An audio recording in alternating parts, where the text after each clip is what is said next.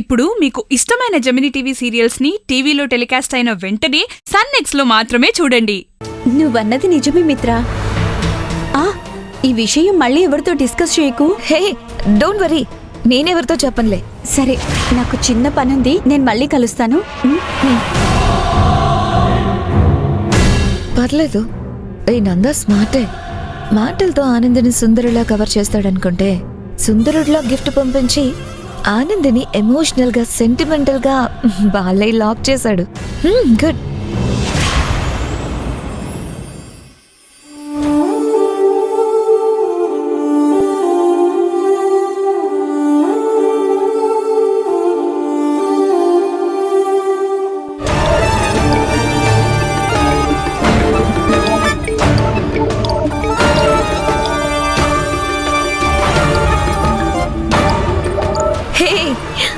ఏంటి మిత్ర, రమని పిలిచావు?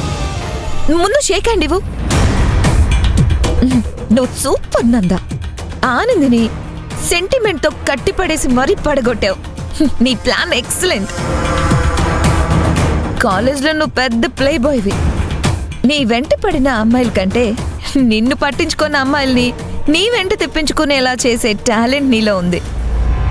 నాది రైట్ చాయిస్. నువ్వైతేనే ఆనందని కరెక్ట్ గా ట్రాప్ చేస్తావని నిన్ను పిలిపించాను చూడు. నా నమ్మకం నిజం చేశావు. ఆనంద్ విషయంలో నాకంటే నువ్వే ఎక్కువ సీరియస్ గా ఉన్నావని నాకిప్పుడే అర్థమైంది. నువ్వు పంపించిన గాజుల కంటే పిల్లో ప్లాన్ బాగా వర్కౌట్ అయింది. 1 సెకండ్ ఆగు మిత్ర. నువ్వు మాట్లాడుతోంది నాకేం అర్థం కావట్లేదు. ఆ పిల్లో ఏంటి? నేను ఆనందిని సెంటిమెంటల్ గా పడేయడం ఏంటి? డీటెయిల్ గా చెప్పు. ఏంటి ఏం తెలియనట్టు మాట్లాడుతున్నావు? నువ్వు ఆనందికి సుందరుడిగా పిల్లోలో సగం గాలిని నింపి పంపించి మిగిలిన గాలిని ఆ ఆనందిని నింపమన్నావు కదా, దాని గురించే చెప్తున్నాను. అసలు నీ క్రియేటివిటీకి ఎంత పొగిడినా తప్పులేదు. మిత్ర, నువ్వెక్కువగా ఎగ్జైట్ అవ్వకు. నేను ఆనందికి ఏ పిల్లోని పంపించలేదు.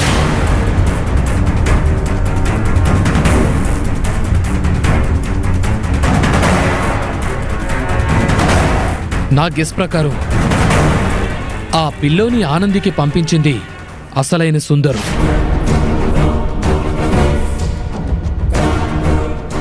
ఏం మాట్లాడుతున్నావు నువ్వు?